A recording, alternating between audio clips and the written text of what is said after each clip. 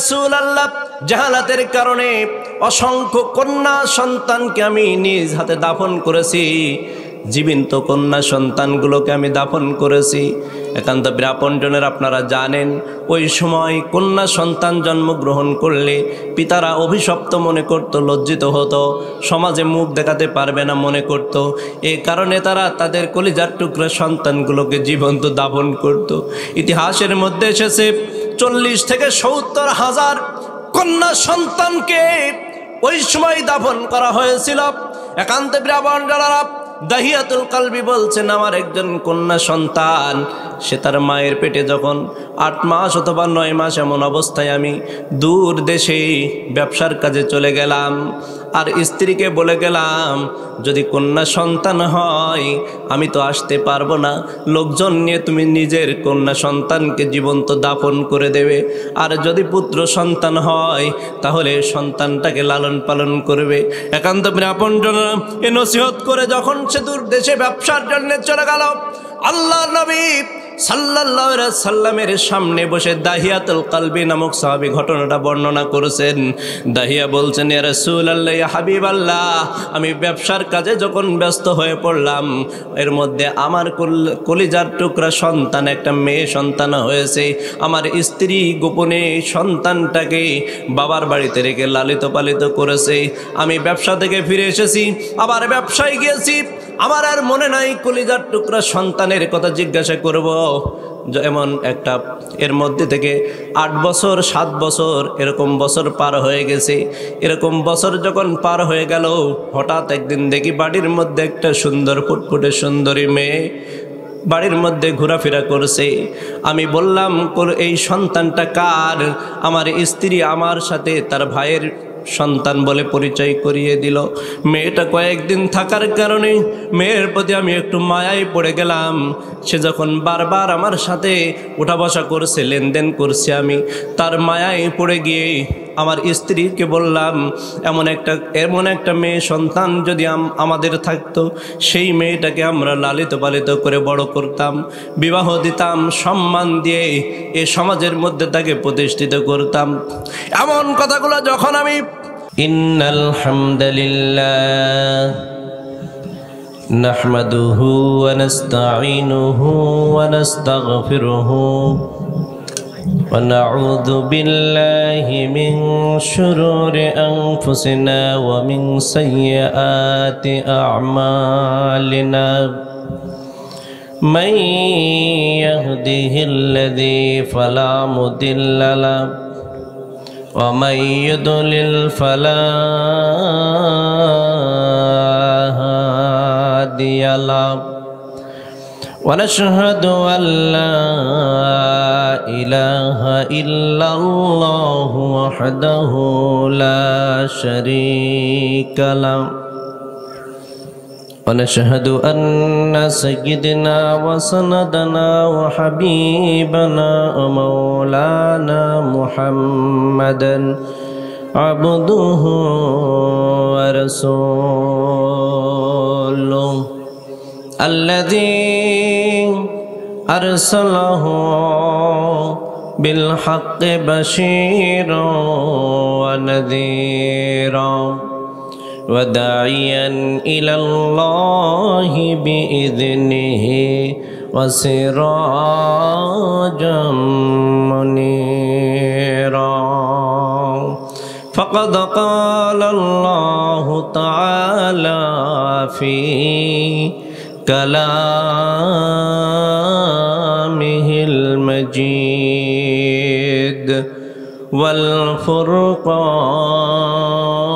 والفرقان الحميد أعوذ بالله من الشيطان الرجيم بسم الله الرحمن الرحيم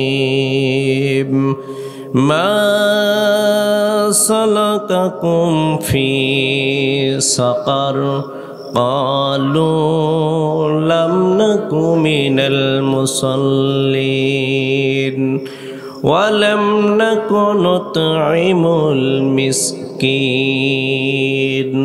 وكنا نخوض مع الخائضين وكنا نكذب بيوم الدين حتى آتانا اليقين. وقال تعالى في شان حبيبه إن الله وملائكته يصلون على النبي يا أيها الذين آمنوا صلوا عليه وسلموا تسليما. اللهم صل على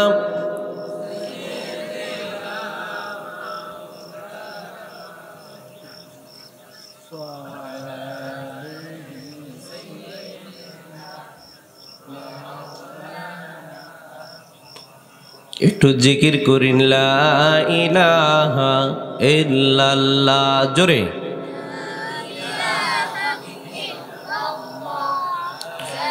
লা ইলাহা ইল্লাল্লাহ লা ইলাহা ইল্লাল্লাহ জোরে ইনকিলাবের শ্রমদের লা ইলাহা ইল্লাল্লাহ লা ইলাহা ইল্লাল্লাহ লা ইলাহা ইল্লাল্লাহ। এই কালেমাই প্রথম বল, এই কালেমাই শেষ সম্বল, লা ইলাহা ইল্লাল্লাহ জোরে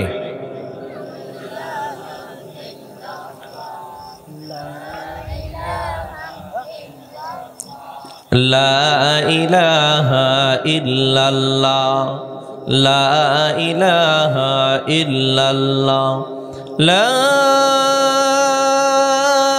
ইলাহা ইল্লাল্লাহ মুহাম্মাদুর রাসূলুল্লাহ সাল্লাল্লাহু আলাইহি ওয়াসাল্লাম। ঐতিহ্যবাহী ঐতিহাসিক মতিলালপুর গ্রামের প্রাণকেন্দ্রে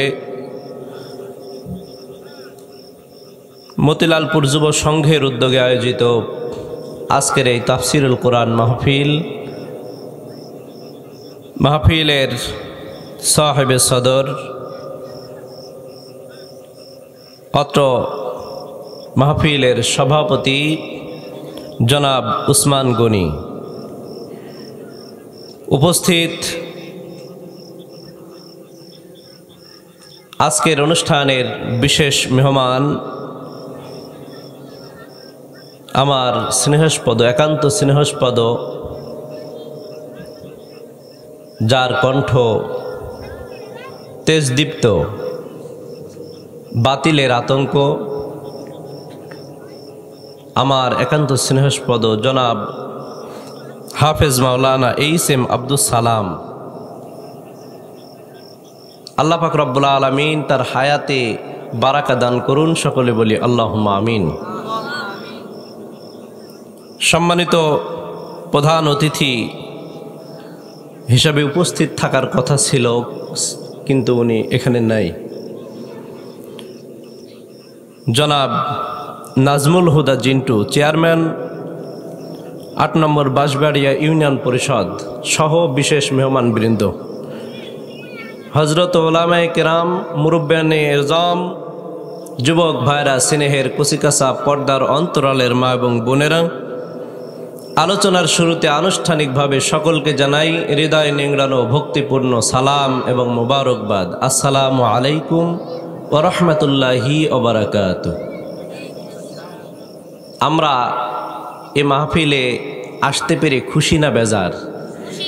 একটু সবাই কথা বলেন, খুশি না বেজার? খুশি হয়ে সকলকে একটু জীবিত মানুষের মতো করে আমরা সবাই মিলে আল্লাহর শুকরিয়া আদায় করছি। সকলে বলছি আলহামদুলিল্লাহ, আর জোরে বলি আলহামদুলিল্লাহ। দরুদ এবং সালাম প্রেরণ করছি সোনার মদিনায়, যার মাধ্যমে আমরা ইসলাম পেয়েছি, কোরআন পেয়েছি, যিনি সারাটা জীবন শুধু মানুষের উপকার করেছেন, যার মতো এত সুন্দর চরিত্র আল্লাহ পাক রব্বুল আলামিন আরশ আজিমের নিচে জমিনের উপরে আর দ্বিতীয় কাউকে দেন নাই।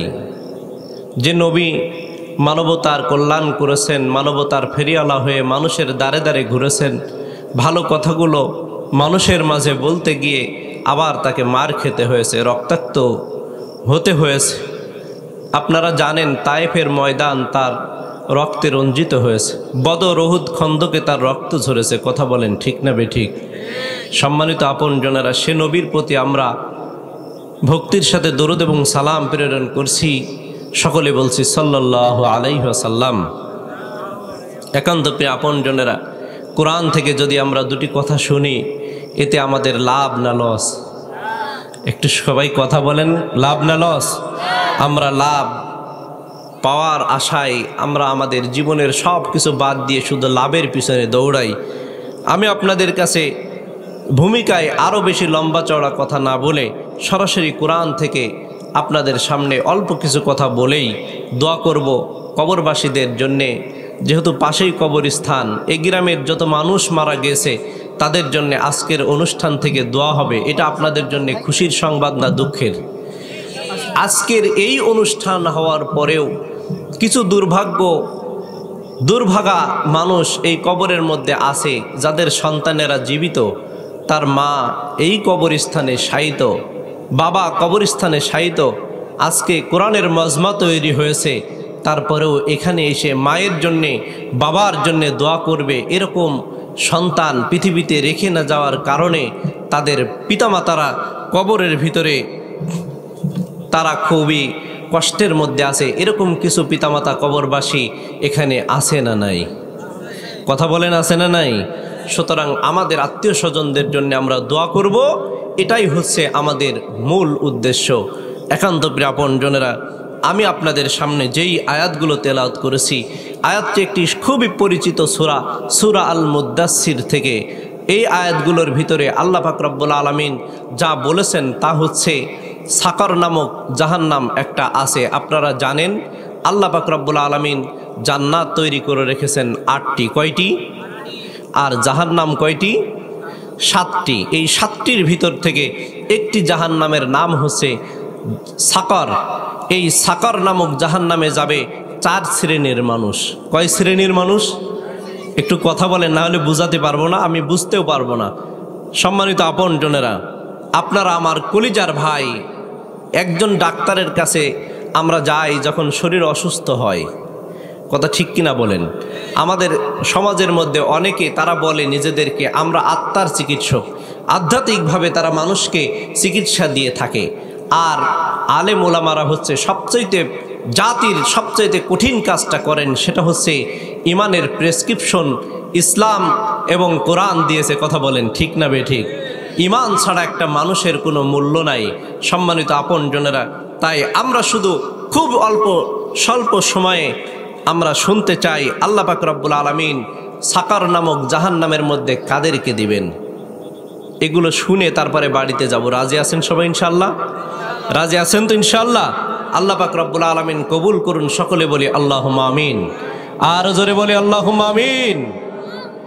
যাদের হৃদয়ে আছে আল্লাহর ভয়, তারা কভু পথ ভুলে যায় না। আল্লাহর প্রেম ছাড়া এই দুনিয়ায় কারো কাছে কোনো কিছু চাই না, কারো কাছে কোনো কিছু চাই না। ঠিক কিনা বলেন? যাদের হৃদয়ে আছে আল্লাহর ভয়, তারা কভু পথ ভুলে যায় না। আল্লাহর প্রেম ছাড়া এই দুনিয়ায় কারো কাছে কোনো কিছু চাই না। রাতের আধারে যারা সেজদাতে রয়, দু চোখের অশ্রুতে নদী যেন বয়, ছলনার হাতছানি যতই আসুক, ছলনার হাতছানি যতই আসুক, পিছনে ফিরেও তাকায় না। যাদের হৃদয়ে আছে আল্লাহর ভয়, তারা কভু পথ ভুলে যায় না। আল্লাহর প্রেম ছাড়া এই দুনিয়ায় কারো কাছে কোনো কিছু চায় না, কারো কাছে কোনো কিছু চায় না। দিন কায়েমের পথে যারা অবিচল, তারা হলো আল্লাহর প্রিয়জন। বাতিলের কাছে যারা হার মানে না, সংগ্রাম করে যায় আমরণ। কথা ঠিক কিনা বলেন? হেরার আলোতে যা হৃদয় রঙিন, হাতে আল কোরআনের দীপ্ত সঙ্গীন। সত্যের পথে যারা নিবেদিত প্রাণ, সত্যের পথে যারা নিবেদিত প্রাণ, শত্রুকে কভু ভয় পায় না। যাদের হৃদয়ে আছে আল্লাহর ভয়, তারা কভু পথ ভুলে যায় না। আল্লাহর প্রেম ছাড়া এই দুনিয়ায় কারো কাছে কোনো কিছু চায় না। আল্লাহুম্মা সাল্লি আলা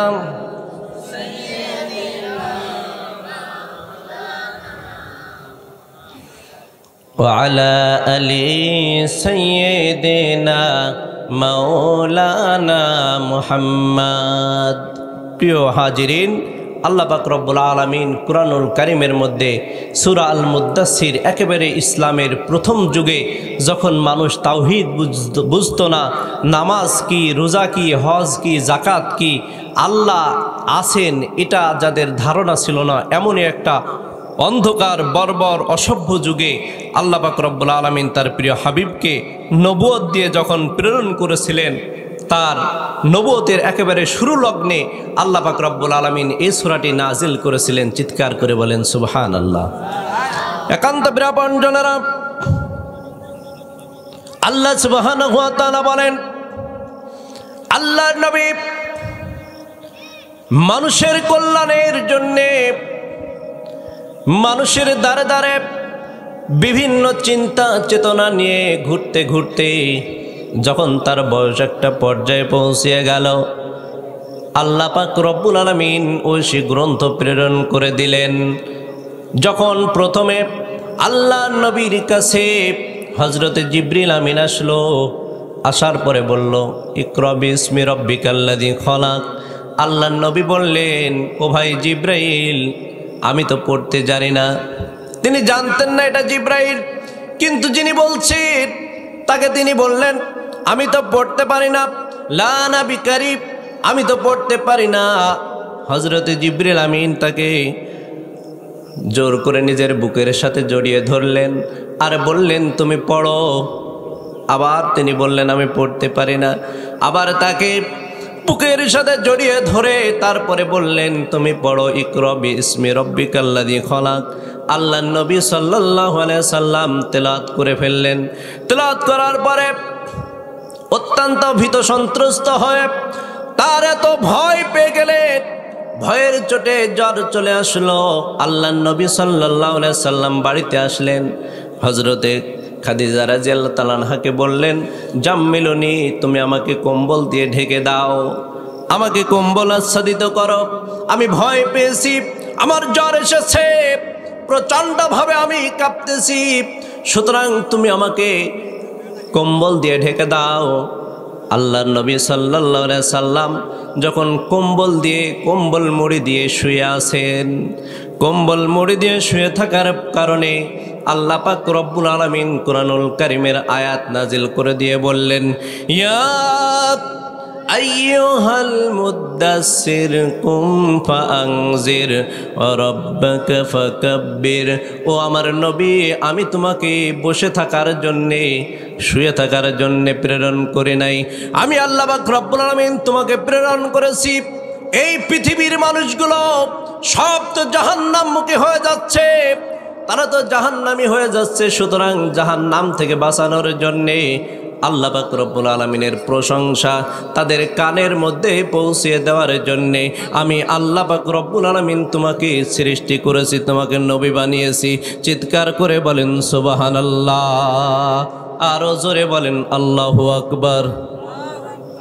আল্লাহ পাক রব্বুল আলামিনের প্রিয় হাবিব সাল্লাল্লাহু আলাইহি সাল্লামের উপরে ওই দিন যে সূরাটি নাজিল হয়েছিল, সেই সূরাটা মুজাম্মিল আর মুদ্দাসসির, দুইটা সূরা পরপর আল্লাহ পাক রব্বুল আলামিন নাজিল করে দিয়ে জানিয়ে দিলেন, এই পৃথিবীর মধ্যে কিছু মানুষ তারা জাহান্নামে যাবে, জাহান্নামে বিভিন্ন কর্মের কারণে যাবে।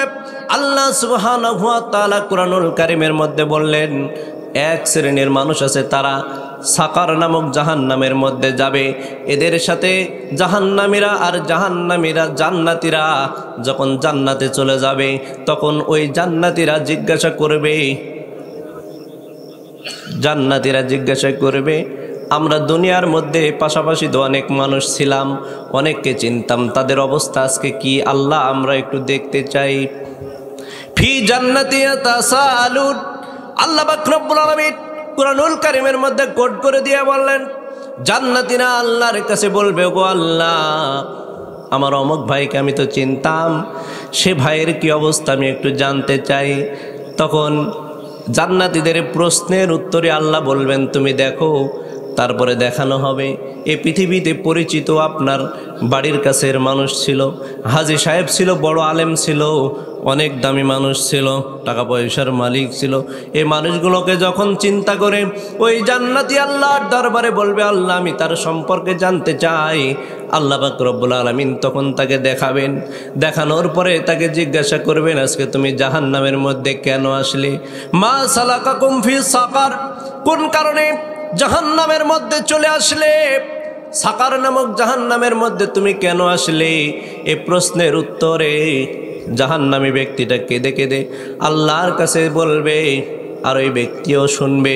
আল্লাহ পাক রব্বুল আলামিন কুরআনুল কারীমের মধ্যে বলছেন, তারা বলবে, ক্বালু লাম নাকু মিনাল মুসাল্লিন।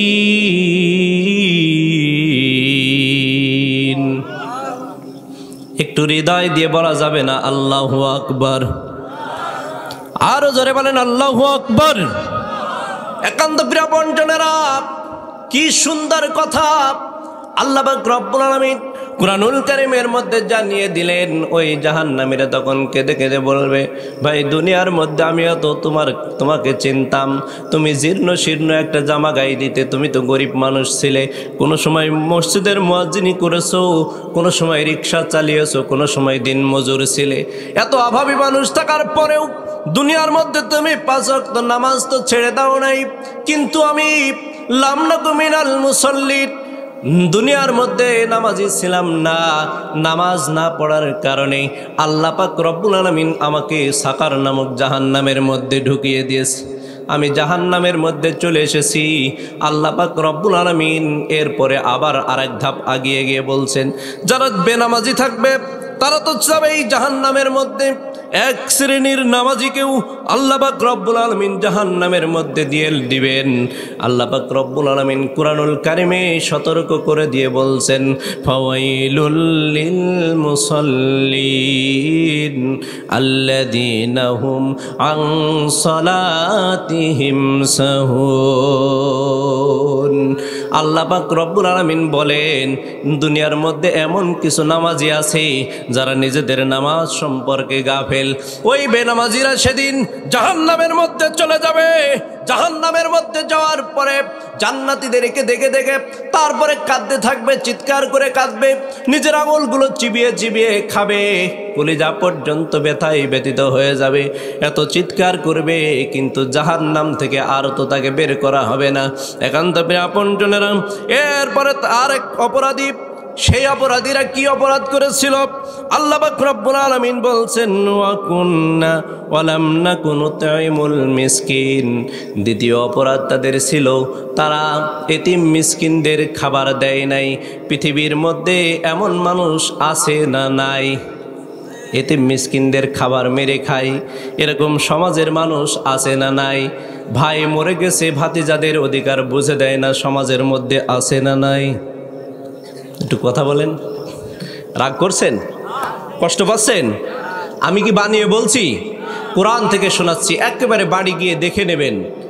একান্ত বিরাপঞ্জনারাম আল্লাহ পাক রব্বুল আলামিন জানিয়ে দিলেন সাকার নামক জাহান্নামে দ্বিতীয় অপরাধী যারা যাবে তারা বলবে লাম নাকু ওয়া লাম নাকু নুতঈমুল মিসকিন। আমরা মিসকিনদের খেতে দেয় নাই, দিয়েছিলাম না। এতিম মিসকিন অসহায় যারা আসতো তাদেরকে আমরা তাড়িয়ে দিতাম। এ কারণে আল্লাহ পাক রব্বুল আলামিন আমাদেরকে সাকার নামক জাহান্নামে দিয়েছেন। ওয়া কুন্না নাখুযু মাল খাইজিন। তৃতীয় অপরাধ যেটা ছিল, আল্লাহ পাক রব্বুল আলামিন বলেন তৃতীয় অপরাধ তাদের যেটা ছিল, তারা মিথ্যা প্রচারকারীদের সাথে মিথ্যা প্রচার করে বেড়াতো। ওয়া কুন্না নাখুযু মাল খাইজিন। যারা মিথ্যা প্রচার করে শয়তান। কথা বলেন ঠিক না বেঠিক? আপনারা শয়তান চেনেন? শয়তান চেনেন? কথা বলছেন না তো। শয়তান দেখা যায়? শয়তান দেখা যায় না। এই শয়তান সকল প্রকার অপরাধ আমাদের অন্তরের মধ্যে কুমন্ত্রণা দিয়ে করিয়ে থাকে। কথা বলেন ঠিক না বেঠিক? কত ধরনের অপরাধ মানুষ করে।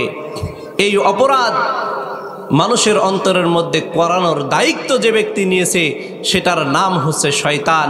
এই শয়তান আল্লাহর সাথে চ্যালেঞ্জ করেছিল, আল্লাহ তুমি আমাকে শয়তান বলছো, আমি দুনিয়ার সমস্ত মানুষকে একসাথে জাহান্নামের মধ্যে নিক্ষেপ করে তারপরে ছাড়বো। আল্লাহ পাক রব্বুল আলামিন ওয়াদা করেছিলেন হবে তাদেরকে তুই কোনোদিন ধোঁকা দিয়ে জাহান্নামী বানাতে পারবি না। চিৎকার করে বলেন সুবহানাল্লাহ। আরো জোরে বলেন আল্লাহু আকবার। শুধু তাই নয়, আমার উম্মতদের, আমার সৃষ্টির মধ্যে, আমার বান্দাদের মধ্যে যারা অপরাধ করবে, অপরাধ যদি তারা ভুল করেও ফেলে, আমার কাছে যখন তওবা করবে সাথে সাথে আমি আল্লাহ পাক রব্বুল আলামিন আরশে আযীম খুশি হয়ে গিয়ে তাদেরকে মাফ করে দিয়ে আবার জান্নাত উপযোগী করে গড়ে তুলবো। চিৎকার করে বলেন আল্লাহু আকবার। আল্লাহ এত দয়ার মালিক, এত বেশি ভালোবাসেন আমাদেরকে। আল্লাহু আকবার। আরো জোরে বলেন আল্লাহু আকবার। বিশ্বাস করেন ভাই, আজকে আমাদের সন্তানেরা যদি আমাদের কথা না শোনেন, এই সন্তানরা আজকে কথা শুনলো না, আপনি বাড়িতে একটা অর্ডার জারি করে দেন, এই আমার ছেলে কথা শুনেনি, আজকে থেকে তার বাড়িতে ভাত বন্ধ। কথা বলেন ঠিক না বেঠিক? আমার মতো আপনার মতো এরকম পেঁয়াজে মাথা এই ধরনের চিন্তা চেতনা যদি আমার আল্লাহ পাক রব্বুল আলামিনের থাকতো, আল্লাহ যদি এরকম চিন্তা করতেন, তাহলে যারা নামাজ না পড়ে সমাজের মধ্যে ঘুরে বেড়ায়, আল্লাহ এদের জন্য অক্সিজেন বন্ধ করে দিতেন। কথা বলেন ঠিক না বেঠিক? অক্সিজেন ছাড়াও আমরা বেঁচে থাকতাম। কথা ঠিক? কে কে বেঁচে থাকতেন একটু হাত তুলে দেখান। আমরা কেউ বেঁচে থাকতাম না। একান্ত প্রিয়জনেরা, আল্লাহ পাক রব্বুল আলামিন বলছেন আমি রব্বুল আলামিন ক্ষমাশীল। একজন সাহাবীর কথা হাদিস শরীফের ভিতরে এসেছে, আল্লাহ পাক রব্বুল আলামিনের পক্ষ থেকে আয়াত নাজিল হয়ে জানিয়ে দেওয়া হলো, আল্লাহ বলছেন লা তাকনাতু মির রাহমাতিল্লাহ, আমার রহমত থেকে তোমরা নিরাশ হয়ো না। একান্ত প্রিয়জনেরা, এই ঘোষণা শোনার পরে আল্লাহ নবী সাহাবীদেরকে জানিয়ে দিলেন আল্লাহ সকল প্রকার অপরাধ মাফ করে দিবেন যদি সে তওবা করে। একান্ত প্রিয়জনেরা, দাহিয়াতুল কালবি নামক একজন সাহাবী আল্লাহ নবীর কাছে বলছেন ইয়া রাসূলুল্লাহ, ইয়া হাবিবাল্লাহ, আল্লাহ পাক রব্বুল আলামিন কি আমার গুনাহ মাফ করে দিবেন? আল্লাহ নবী বললেন হ্যাঁ, তোমার গুনাহ মাফ করে দেওয়া হবে। আল্লাহ নবীকে আবার জিজ্ঞাসা করলেন ইয়া রাসূলুল্লাহ, ইয়া হাবিবাল্লাহ, আল্লাহ কি আমার গুনাহ মাফ করে দিবেন? আল্লাহ নবী বললেন হ্যাঁ, তোমার গুনাহ মাফ করে দেওয়া হবে।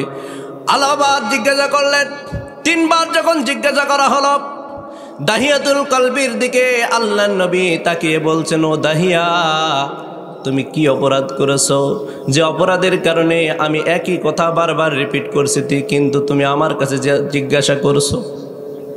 এখন তো আপনজনেরা, দাহিয়াতুল কলবি চোখের পানি ছেড়ে দিয়ে আল্লাহ নবীর সামনে বসে বলছি, ইয়া রাসূলুল্লাহ, ইয়া হাবিবাল্লাহ, আমি আমার জীবনে এমন কিছু পাপ করেছি যে পাপগুলো আমি আমার নিজেকেই আজ পর্যন্ত ক্ষমা করতে পারি নাই।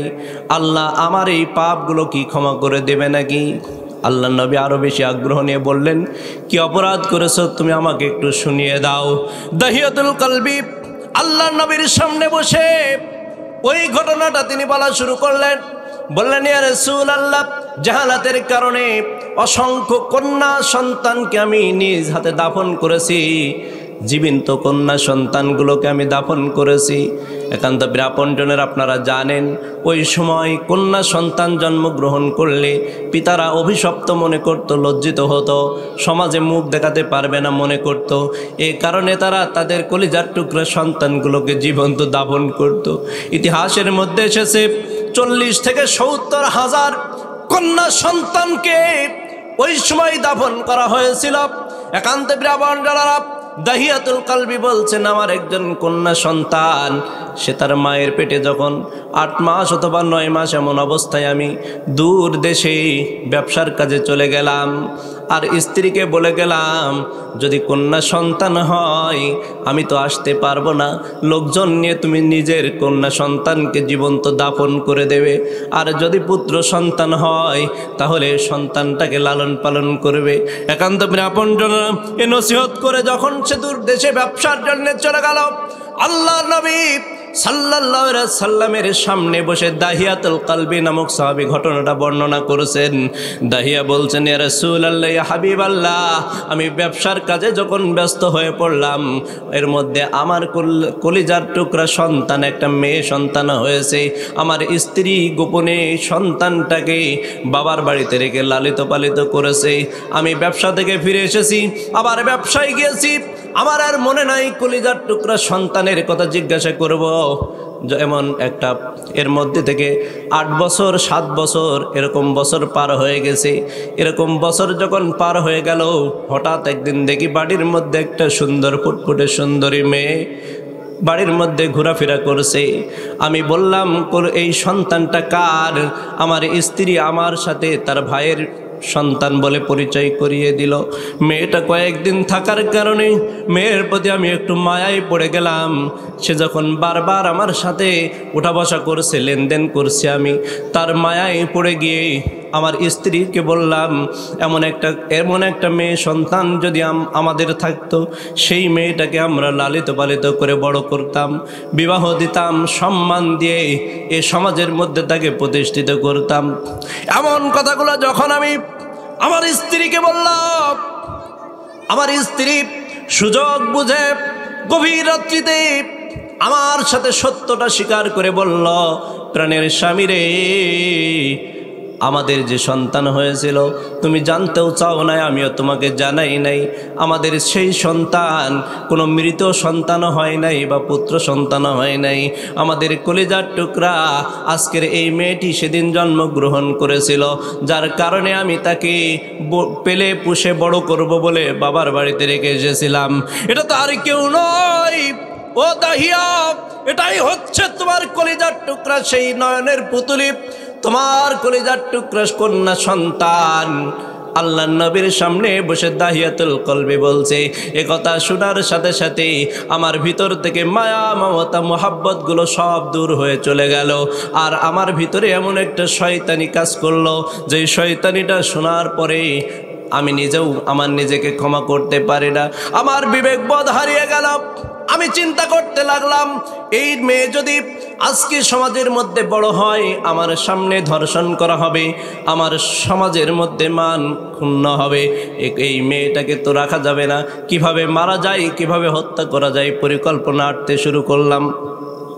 পরিকল্পনা করতে করতে আমি একটা নাটক সাজালাম। আমি আমার স্ত্রীকে বললাম, এই মেয়েটাকে নিয়ে আমি আমার আত্মীয়ের বাড়ি দাওয়াত খেতে যাব, তুমি তাকে আমার সাথে প্রস্তুত করে দাও।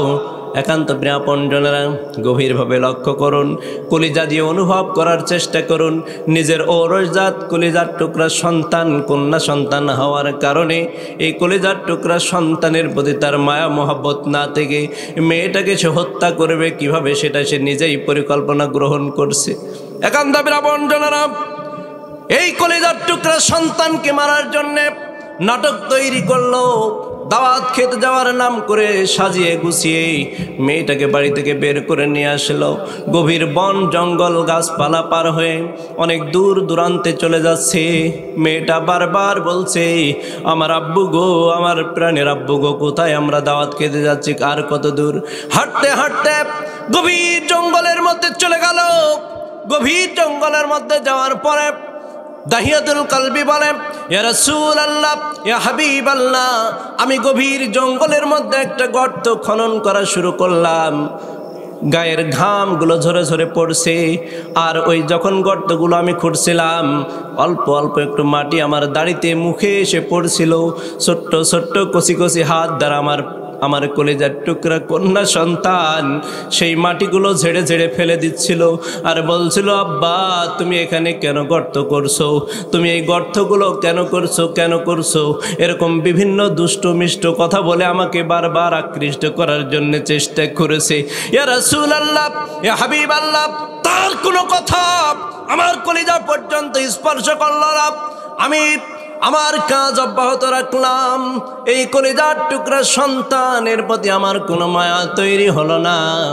আমি তাকে মারার জন্য গর্ত করতে করতে একটা সময় যখন বুক পর্যন্ত গর্ত করা হয়ে গেছে, আমি আমার কলিজার টুকরা সন্তানটাকে ধরে এই গর্তের মধ্যে দাঁড় করিয়ে রাখলাম আর চারিদিক থেকে অল্প অল্প করে মাটি দেওয়া শুরু করলাম।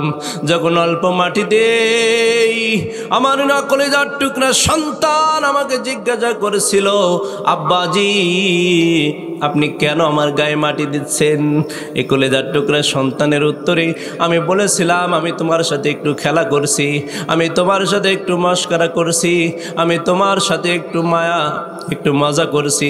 এরকম কথা বলে অল্প অল্প করে মাটি আর পাথর দিতে দিতে যখন তার বুক পর্যন্ত গেড়ে গেছে, তখন সে বলছে, আমার কষ্ট হচ্ছে, আমি কষ্ট পাচ্ছি।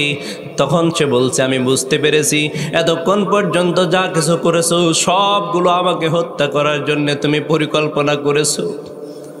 আমার কলিজার স্পন্দন, আমার পিতা, আমি মেয়ে হওয়ার কারণে যদি তুমি মনে করো সমাজের মধ্যে তোমার মাথা হেট হবে, তুমি লাঞ্ছিত হবে, তুমি আমাকে মেরো না, তুমি আমাকে বাঁচিয়ে দাও। আমি এখান থেকে জঙ্গলের মধ্যে দিয়ে আমার দু চোখ যেদিকে যায় আমি সেদিকে চলে যাব। আমার পিতা, তুমি আমাকে প্রাণে মেরো না, তুমি আমাকে প্রাণে মেরো না, তুমি আমাকে প্রাণে মেরো না। এভাবে বারবার করে কলিজার টুকরা সন্তান আর্তনাদ করেছে, কিন্তু কোনো আর্তনাদ আমার কলিজা পর্যন্ত এসে পৌঁছায় নাই। একান্ত ব্রাহ্মণজনেরা, দাহিয়াতুল কলবি আল্লাহ নবীর সামনে বসে এইভাবে বর্ণনা দিচ্ছেন আর বলছেন, যখন তাকে আমি ছোট্ট ছোট্ট পাথরগুলো দিয়ে বুক পর্যন্ত গেড়ে দিলাম, আর তো সে উঠতে পারবে না। এমন সময় সে আত্মচিৎকার করছে, আমি একটা বড় সড়ো পাথর নিয়ে আসলাম, এই পাথরটা তার বুকের উপরে যখন মেরে দিলাম, এমন জোরে আব্বা বলে চিৎকার মেরেছিল। আর শেষ মুহূর্তে যে আহাজারিগুলো করেছিল, বাসার কাকুতি করেছিল, আজও পর্যন্ত কত দিন চলে গেল, কত মাস বছর পার হয়ে গেল, আমি কত কাজের মধ্যে নিজেকে আত্মনিয়োগ করার জন্য চেষ্টা করলাম, আমার ওই কলিজার টুকরা সন্তানের ওই যে চিৎকার, ওই চিৎকারটা আজও পর্যন্ত আমার পিছু ছাড়ে নাই। আমি যেখানেই যাই এখনো পর্যন্ত আমার কানের মধ্যে ভেসে আসে, আব্বা, আব্বা, আমার আব্বা, তুমি আমাকে ছেড়ে দাও, তুমি আমাকে মেরো না, তুমি আমাকে মেরো না, তুমি আমাকে মেরো না, তুমি আমাকে বাঁচিয়ে দাও। কোনোদিন তোমার সম্পদের ভাগ আমি চাইব না, কোনোদিন তোমার সামনে এসে কন্যা সন্তানের দাবি নিয়ে দাঁড়াবো না, কোনোদিন তোমার সামনে এসে আমি বলবো না তুমি আমার জন্ম দিয়েছিলে, তুমি আমার সম্পদের ভাগ দাও। কোনোদিন তোমার কাছে কোনো সাহায্য নিয়ে আমি আসবো না, এরকম আর্তচিৎকার করেছিল। কিন্তু কোনো চিৎকার আমার কলিজায় স্পর্শ না করার কারণে আমি জাহালাতের কারণে নিজের কলিজার টুকরা সন্তান কিভাবে হত্যা করেছিলাম। ওগো আল্লাহর নবী, আপনি বলেন, আপনি বলেন, আপনি বলেন, আমার আল্লাহ আমাকে এই অপরাধ থেকে মুক্তি দেবেন কিনা? আল্লাহ নবী সাল্লাল্লাহু আলাইহি সাল্লাম তার নিজ দিক থেকে মুখটা ফিরিয়ে নিলেন, আবার সে অন্যদিকে দাঁড়িয়ে গেল। আল্লাহ নবী সাল্লাল্লাহু আলাইহি সাল্লাম বিপরীত দিকে আবার মুখটা ঘুরিয়ে নিলেন, ডান দিক থেকে বাম দিক, বাম দিক থেকে ডান দিক, এভাবে ঘোরাতে ঘোরাতে একটা পর্যায়ে আল্লাহ পাক রব্বুল আলামিন জিবরিল আমিনকে প্রেরণ করে বলে দিলেন, ও জিবরিল আমিন, তুমি মানুষকে জানিয়ে দাও, আমার নবীর মাধ্যমে জানিয়ে দাও, লা তাকনাতু মির রাহমাতিল্লাহ। চিৎকার করে বলেন আল্লাহু আকবার, আরো জোরে বলেন আল্লাহু আকবার। একান্ত আপন জনেরা, আল্লাহ পাক রব্বুল আলামিন এত দয়াময় মেহেরবান, তিনি আমাদের জীবনের সব গুনাহগুলো মাফ করে দিবেন।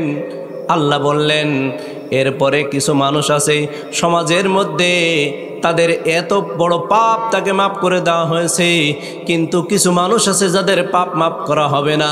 তারা হচ্ছে মানুষকে মিথ্যা অপবাদ দেয়, তারা মানুষের সাথে মিথ্যা প্রতারণা করে, তারা মানুষের মধ্যে মিথ্যাচারীদের সাথে লেগে থেকে মিথ্যা প্রচার চালিয়ে যায়। এই মিথ্যা প্রচারকারী আজ সমাজের মধ্যে আছে না নাই? কথা কি বুঝতে পারছেন? এই মিথ্যা প্রচার যারা করে এদেরকে আল্লাহ পাক রব্বুল আলামিন সাকার নামক জাহান্নামে দেবেন। আর শেষ পর্যায়ে ৪র্থ নম্বর অপরাধ, সেটা হচ্ছে ওয়াকুন্না নুকাযযিবু বিয়াউমিদ্দিন, তারা কিয়ামত দিবসকে অস্বীকার করে। এই 4টা অপরাধের কারণে এই 4টা অপরাধীদেরকে আল্লাহ পাক রব্বুল আলামিন সাকার নামক জাহান্নামের মধ্যে দিবেন। কি জাহান্নাম ভাই? সাকার নামক জাহান্নামের মধ্যে 4টা অপরাধের কারণে যাবে। এর শেষ যে অপরাধ সেটা হচ্ছে ওয়াকুন্না নুকাযযিবু বিয়াউমিদ্দিন, তারা কিয়ামত দিবসকে অস্বীকার করে। আজকে সমাজের মধ্যে কিয়ামত দিবস অস্বীকারী সমাজের মধ্যে আছে না নাই? একটু কথা বলেন, আছে না নাই? আজকে বাংলাদেশ সহ গোটা পৃথিবীর মধ্যে অসংখ্য নাস্তিক মুরতাদে ভরে গেছে। এই নাস্তিক মুরতাদেরা মুসলমানদের উপরে নির্যাতন চালায়, নিষ্পেষণ চালায়, আল্লাহর ইসলাম, আল্লাহর কোরআনকে মুছে দেওয়ার জন্য ষড়যন্ত্র করে। কবরের ভয় নাই, হাসরের ভয় নাই। তারা মনে করে এই পৃথিবীতে তারা স্থায়ী হবে। কথা বলেন ঠিক না বেঠিক? কিন্তু আল্লাহ বলছেন না, এরা কখনো স্থায়ী হতে পারবে না। তাদেরকে পৃথিবী থেকে বিদায় নিতেই হবে, আমার কাছে হাজির হতে হবে। আল্লাহ পাক রব্বুল আলামিনের কাছে যখন হাজির হবে তখন তাদেরকে ডেকে বলা হবে, ইয়া আইয়ুহাল ইনসান মা গাররাকা বিরাব্বিকাল কারীম। হে মানব মণ্ডলী, কোন কারণে তুই আমাকে ভুলে গিয়েছিলি? আজকে জবাব দে। আল্লাহ পাক রব্বুল আলামিন বলছেন, এই মানুষের মধ্যে যারা আমাকে বিশ্বাস করবে, যারা আমাকে অবিশ্বাস করবে, সকলকে আমি রব্বুল আলামিন হাসরের ময়দানে একত্রিত করব। আর তাদেরকে জিজ্ঞাসা করব, কোন কারণে তুমি আমাকে ভুলে গিয়েছিলে? কোন অপরাধের কারণে, কি কারণে তুমি আমাকে ভুলে গিয়েছিলে? আমি তোমাকে অক্সিজেন দিতাম, আমি তোমাকে খাবার দিতাম, আমি তোমাকে বিভিন্নভাবে শক্তি জুগিয়েছি। তোমার শরীরে শক্তি ছিল না, কথা বলার শক্তি ছিল না। আমি আল্লাহ পাক রব্বুল আলামিন তোমাকে কথা বলার শক্তি দিয়েছিলাম। আজকে কোন কারণে তুমি আমাকে ভুলে গিয়েছিলে? জবাব দাও। একান্ত প্রিয়জনেরা জবাব দিতে পারবে না। আজকে সমাজের মধ্যে কত বাহাদুরি দেখায়। এরকম কিছু বাহাদুর টাকার অহংকারে মাটিতে পা দিয়ে হাঁটে না, ক্ষমতার অহংকারে মাটিতে পা দিয়ে হাঁটে না, মানুষকে মানুষ মনে করে না, বিভিন্নভাবে মানুষকে নির্যাতন করে। এই শ্রেণীর মানুষ সমাজের মধ্যে আছে না নাই? একটু কথা বলেন, আছে না নাই? সম্মানিত আপনজনেরা, এরকম শয়তানের দোসর সারা পৃথিবীতে ছড়িয়ে ছিটিয়ে আছে। কথা বলেন ঠিক না বেঠিক? সম্মানিত আপনজনেরা, আল্লাহ পাক রব্বুল আলামিন বলছেন, এই শয়তানের কিছু দোসররা নিজেরা তো পরকালে বিশ্বাস করেই না, বরং দুনিয়ার মধ্যে মানুষদেরকে বিভিন্নভাবে প্ররোচিত করে, বিভিন্নভাবে কষ্ট দেয়, নির্যাতন করে। এই মানুষগুলোকে তারা মনে করে এরা ভালা অবলা, তাদের নির্যাতন করলেও কোনো সমস্যা নাই, মেরে ফেললেও কোনো সমস্যা নাই। মানুষকে মারে, নির্যাতন করে, নিষ্পেষণ করে। আমার আল্লাহ বলছেন, ও ইমানদারেরা, তোমরা একটু ধৈর্য ধরো। ওমা নাকামু মিনহুম ইল্লা আইয়ুমিনু বিল্লাহিল আজিজিল হামিদ। তোমাদের অন্য কোনো অপরাধের কারণে মারা হয় না, শুধুমাত্র তোমরা আল্লাহর প্রতি ঈমান এনেছো, আল্লাহর প্রতি বিশ্বাস স্থাপন করেছো, এ কারণেই তোমাদেরকে মারা হয়। তোমরা ধৈর্য ধরো, আমি আল্লাহ পাক রব্বুল আলামিন তোমাদের পক্ষ থেকে প্রতিশোধ গ্রহণ করব। আর এই পরকাল অবিশ্বাসীদেরকে এমন শায়েস্তা করব, একটা দৃষ্টান্ত হয়ে থাকবে। কিছু কিছুকে পৃথিবীর মধ্যে দেখিয়ে দেব, আর কিছুকে আমার কাছে নিয়ে আসার পরে ডান্ডা মেরে ঠান্ডা করব। কথা বলেন ঠিক না বেঠিক? আমার আল্লাহ পাক রব্বুল আলামিন হুঁশিয়ার করে দিয়ে বলছেন, ইন্নাল্লাযীনা, সম্মানিত আপনজনরা, সময় শেষ, এজন্য কথা অনেক ছিল, আমি আপনাদেরকে বলতে চাই শেষ কথা। আল্লাহ বলছেন যে যারা ঈমানদার নরনারীদেরকে কষ্ট দেবে তাদেরকে আল্লাহ পাক রব্বুল আলামিন কোনোদিন ভালো রাখবেন না। এর প্রমাণ যদি দিতে হয়, আমি আজকে আপনাদের সামনে অনেক কথা সাজিয়ে নিয়ে এসেছিলাম। আপনাদের ইসরায়েলের কিছু চিত্র, ফিলিস্তিনের কিছু কথা যদি আপনাদের সামনে আমি তুলে ধরতে পারতাম, আপনারা বুঝতে পারতেন মুসলমান হওয়ার কারণে, শুধুমাত্র ইসলাম গ্রহণ করার কারণে বর্তমান বিশ্বেও মুসলমানরা কত বেশি নির্যাতনের মধ্যে রয়েছে, কত কষ্টের মধ্যে রয়েছে।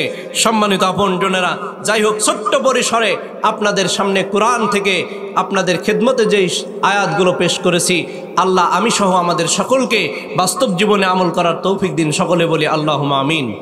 আরো জোরে বলেন আল্লাহুম্মা আমিন। সকলের জন্যে দোয়া করছি, নিজের জন্য দোয়া চাচ্ছি। আর শেষ পর্যায়ে এসে আমার স্নেহস্পদ আপনাদের ইমাম সাহেব এইচ.এম. আব্দুল সালাম, আমার খুব কাছের, আমার একই এলাকায় বাড়ি, আমার ছোট ভাই সে, আপনারা তার জন্য দোয়া করবেন। তার কণ্ঠ যেন আল্লাহ পাক রব্বুল আলামিন সারা বাংলার জন্য কবুল করেন। আমার স্নেহস্পদ আরিফুল ইসলাম সহ আমার আবু বকর ভাই, মিডিয়া আজকে যারা এসছেন সমস্ত সবার জন্য দোয়া করি। খাস করে মাইক এবং লাইট দিয়ে, ক্যামেরা দিয়ে যারা সহযোগিতা করেছেন, আল্লাহ সবাইকে যেন উত্তম জাযা দান করেন। সকলে বলি আল্লাহুম্মা আমিন।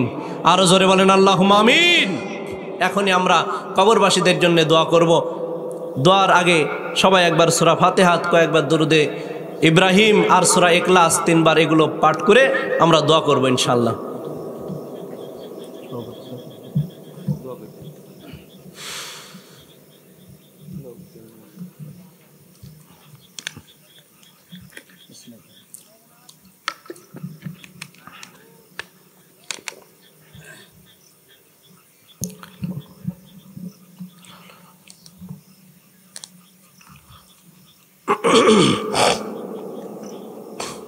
اللهم آمين. ربنا ظلمنا أنفسنا وإن لم تغفر لنا وترحمنا لنكونن من الخاسرين. ربنا لا تزغ قلوبنا بعد إذ هديتنا وهب لنا من لدنك رحمة إنك أنت الوهاب. দাতা দয়ালু মহিয়ান গরিয়ান সর্বশক্তিমান রাজাধিরাজ সম্রাটের সম্রাট সিন্ধু মহাসিন্ধুর মালিক, আয় আল্লাহ, গভীর রাত পর্যন্ত তোমার মহাগ্রন্থ আল কোরআনুল কারীম সামনে নিয়ে কথা বলার পরে তোমার প্রিয় বান্দাদের সাথে নিয়ে আমি তোমার গুনাহগার গোলাম তোমার আলিশান দরবারের দিকে ছোট্ট ছোট্ট দুটি করে হাত তুলে দিয়েছি। আয় আল্লাহ তাআলা, দৃশ্য দেখে যদি কোনো সওয়াব তুমি দান করে থাকো, লক্ষ কোটি গুণ বৃদ্ধি করে একাংশ সোনার মদিনায় নবী পাকের রওজা মুবারকে পৌঁছিয়ে দাও। ওগো আল্লাহ, ওগো আরশে আজিমের মালিক, আমরা তোমার দরবারে যখন হাত তুলে ফরিয়াদ করছি, আল্লাহ দয়া করে মেহেরবানি করে ফরিয়াদগুলো কবুল আর মঞ্জুর করে নাও। বাবা আদম আলাইহিস সালাম থেকে শুরু করে আজ পর্যন্ত যারাই যেখানে কবরবাসী হয়েছে, সকলের কবরে আয় আল্লাহ আজকের মাহফিলের হাদিয়া পৌঁছিয়ে দাও। আমরা তো তোমার গুনাহগার গোলাম, গুনাহ করতে করতে পাহাড় সম পরিমাণ গুনাহ করেছি আল্লাহ। গুনার বোঝা মাথায় নিয়ে তোমার শাহী দরবারে হাত তুলেছি, দয়া করে মেহেরবানি করে জীবনের গুনাহগুলো মাফ করে দাও। আর রব্বে করিম, যখনই হাত তুলেছি মনে পড়ে যায় জনম দুঃখিনী মায়ের কথা, যে মা জননীকে আসল ধরে ধরে জড়িয়ে ধরে ধরে কতটা দিন অতিবাহিত করেছি। মা জননীর বুকের দুগ্ধ 2 বছর পর্যন্ত পান করেছি। ওগো আল্লাহ,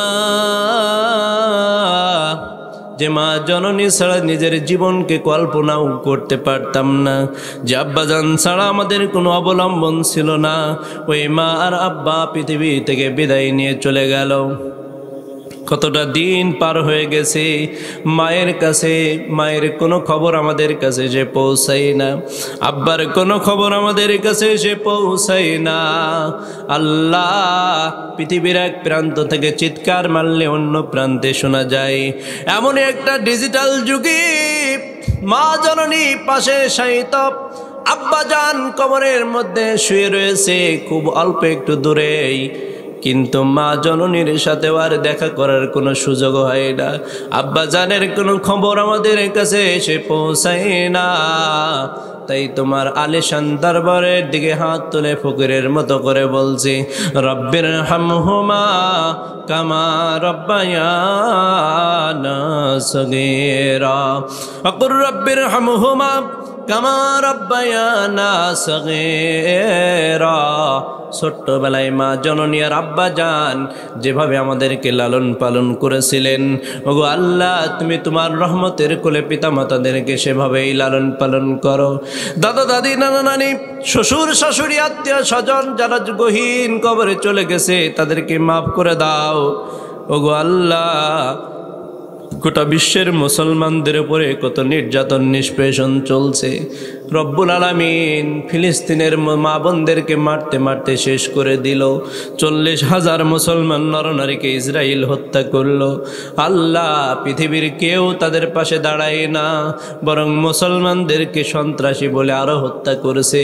কিন্তু মুসলমান তো সন্ত্রাসীদের জাত নয়, মুসলমানেরা শান্তির জন্য এসেছে, ইসলাম সন্ত্রাস বিরোধিতা করার জন্য এসেছে, দুর্নীতির বিরোধিতা করার জন্য এসেছে, কোরআন এসেছে আল্লাহ এ সমাজে শান্তি শৃঙ্খলা ফিরিয়ে আনার জন্যে। কিন্তু তারা বলে কোরআন নাকি সবচাইতে বড় সন্ত্রাসীর কিতাব। ওগো আল্লাহ, এটা যারা বলে তুমি তাদেরকে হেদায়েত দান করে দাও, কোরআনের ছায়াতলে আসার তৌফিক আমাদেরকে দান করে দাও। আয় আল্লাহ তাআলা, সারা বিশ্বের মুসলমানদেরকে তুমি হেফাজত করো, ঈমান নিয়ে আমরা যেন সবাই ঐক্যবদ্ধ হতে পারি সে তৌফিক দান করে দাও। আমাদের মধ্যে ভেদাভেদ দূর করে দাও, যত মতনৈক্য মত পার্থক্য রয়েছে সবগুলো দূর করে দাও। আয় আল্লাহ তাআলা, খাস করে আজকের এই অনুষ্ঠান যারা আয়োজন করেছেন, তাফসিরুল কোরআন মাহফিলের আয়োজন যে যুবকরা করেছে, আল্লাহ অক্লান্ত পরিশ্রম করার পরে আজকের এই অনুষ্ঠানটা সম্পন্ন হয়েছে। আল্লাহ, যুবকগুলোকে হাসান হুসাইনের মতো তুমি কবুলের মঞ্জুর করে নাও। ওগো আল্লাহ, অর্থ দিয়েছেন যারা, পরামর্শ দিয়েছেন যে মুরব্বীরা, রব্বুল আলামিন টাকা পয়সা দিয়ে যারা সহযোগিতা করেছেন, কল্যাণ কামনা করেছেন, সকলকে কবুল করো। খাস করে আমার স্নেহস্পদ আব্দুল সালামকে তুমি কবুল করো, আমার আবু বকর ভাই, আমার আরিফুল ইসলাম সহ যত আলেম ওলামা এসেছে সকলকে তুমি কবুল করে নাও। আয় আল্লাহ তাআলা, মাইকিং যারা করেছেন, লাইটিং যারা করেছেন, রব্বুল আলামিন সবগুলোকে ইসলামের পক্ষে কবুল করে নাও। আয় আল্লাহ তাআলা, গভীর রাত্রিতে তোমার শাহী দরবারে হাত তুলে ফরিয়াদ করছি, আমরা যতদিন জীবিত থাকবো তোমার কোরআন তোমার নবীর সুন্নাহর পক্ষে থাকতে পারি সে তৌফিক আমাদেরকে দান করে দাও। ওগো আল্লাহ, আমরা তোমার শাহী দরবারে দুটি হাত তুলেছি, আমাদের হাত দুখানা তুমি কবুল আর মঞ্জুর করে নাও। আমরা তোমার অবুঝ বান্দা তুলেছি দুহাত, তুমি প্রভু কবুল করো মোদের মোনাজাত।